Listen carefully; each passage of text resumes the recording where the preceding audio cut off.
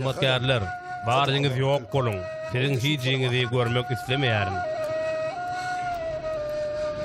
Maňa gulak asyň. Men Yusuf. Yusuf? Sen Yusufmy? Men Yusuf.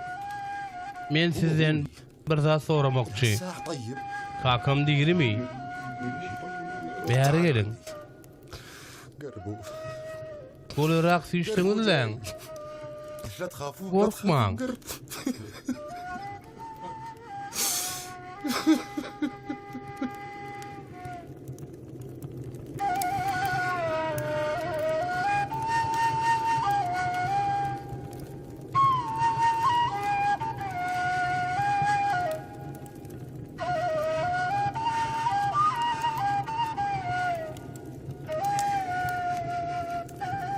Olar Hazreti Yusuf'un görenlerine hayran kaldılar. Sebäbi olar onu inni hiç açan görmez öýdüp pikir edipdiler.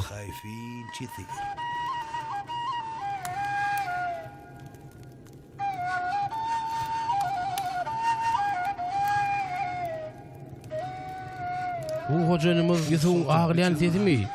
Bu näme bolluka? Giň alyan. Oňa ne diýýärlika? Faragon köşküne gidip bu barada gurrun bereýin.